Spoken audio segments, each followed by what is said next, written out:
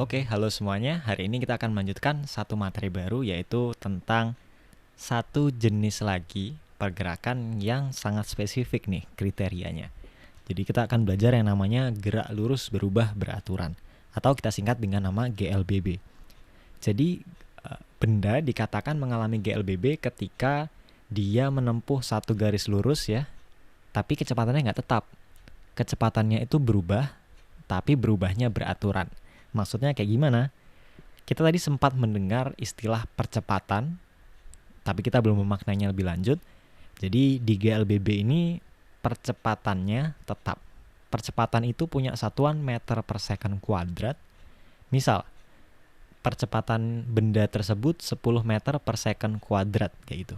Itu bisa dimaknai sebagai setiap detik kecepatannya bertambah 10 meter per second. Misal sekarang dia kecepatannya 0. Nanti detik ke-1 kecepatannya 10. Detik kedua kecepatannya 20. Detik ketiga kecepatannya 30 dan seterusnya. Jadi dia berubah, tapi berubahnya secara beraturan. Tiap detik itu namanya konstan. Nah, pertambahan kecepatan tiap detik itu kita definisikan sebagai percepatan itu tadi. Ya, jadi benda yang bergerak secara GLBB, dia bergerak di garis lurus dan punya percepatan yang tetap. Kalau kita lihat dari grafiknya, grafik posisi terhadap waktunya nanti akan membentuk parabola seperti ini, sedangkan grafik kecepatan terhadap waktunya itu akan membentuk satu garis lurus gitu ya. Kalau kita ingat-ingat lagi tadi, gradiennya itu adalah percepatan. Jadi gradien di sini, di sini, di sini, dan di sini kan tetap terus ya, karena dia garis lurus. Jadi kita dari situ kita bisa ingat-ingat bahwa percepatannya itu konstan juga. Oke. Agak berbeda dengan GLB. GLBB ini punya 3 persamaan yang harus untuk sekarang dihafal dulu gitu ya. Yang pertama, kalau kita tadi memaknai gradien itu sebagai percepatan, berarti kita bisa tulis A atau gradien itu sebagai delta V, jadi perubahan Y-nya ini, dibagi delta T, perubahan X-nya gitu ya. Nah, itu kalau kita maknai percepatan sebagai gradien di grafik kecepatan terhadap waktu. Ada beberapa sumber juga yang menyatakan dengan seperti ini gitu. Jadi sama aja, dua persamaan ini sebenarnya sama aja. Itu sama-sama menyatakan percepatan itu sebagai perubahan kecepatan dibagi perubahan waktu. Jadi teman-teman nggak usah bingung. Tapi di video-video kita berikutnya, kita akan lebih sering menggunakan ini. VT sama dengan V0 ditambah AT. Jadi V0 itu kecepatan awal, lalu dia dipercepat sebesar A. Jadi kecepatannya berubah tiap detik sebesar A. Dalam waktu T, maka nanti kecepatan akhirnya itu VT gitu. Jadi awalnya V0 dipercepat sebesar A selama T. Nanti di akhir dia punya kecepatan VT gitu ya. Ini kita sebut persamaan 1. Satu lagi hal yang perlu kita perhatikan di sini bahwa A atau nilai percepatan ini bisa negatif, nggak selalu positif ya.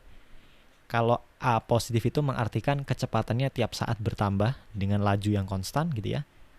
Kalau A-nya negatif, maka kecepatannya itu setiap detik berkurang dengan laju yang konstan juga. Jadi misalnya sekarang kecepatannya 50, sedetik kemudian 40, 30, 20, 10, dan seterusnya. Nah itu kita sebut A-nya negatif atau dia memiliki perlambatan.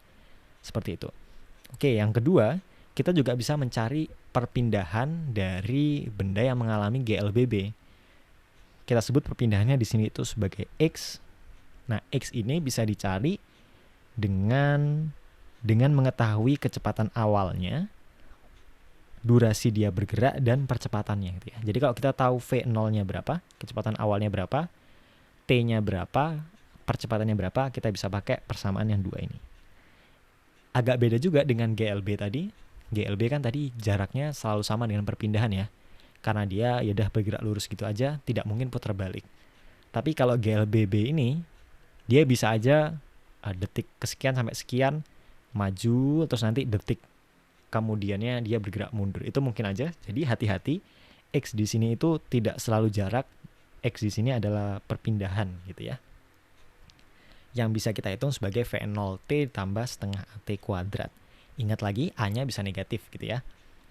Selanjutnya, Persamaan ketiga itu yang mengkaitkan kecepatan akhir, kecepatan awal, jarak, perpindahan dan percepatannya gitu ya. Ini bentuk persamaannya. VT kuadrat sama dengan V0 kuadrat tambah 2AX. A dan X di sini bisa negatif juga. Jadi kalau A negatif itu artinya dia diperlambat, X positif artinya dia bergerak ke kanan, X negatif artinya dia bergerak ke kiri gitu ya. Perpindahannya ke kanan atau ke kiri. Itu yang menentukan positif negatifnya X. Kapan kita menggunakan persamaan 1, kapan persamaan 2, kapan persamaan 3. Nah, itu persoalan yang beda lagi. Kita agak sulit sih menentukan kriterianya kapan menggunakan 1, 2, 3.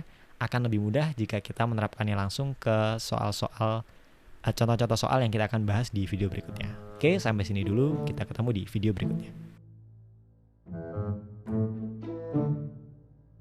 Teman-teman, cara belajar yang paling baik adalah setelah mendengarkan materi, kita langsung menerapkan pengetahuan tersebut.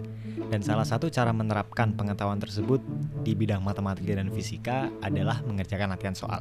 Untuk teman-teman yang butuh latihan soal untuk mengasah kemampuan dan pemahamannya, teman-teman bisa berkunjung ke tempatberlatih.com. Di sana banyak latihan soal baik yang gratis maupun berbayar. Oke, selamat belajar.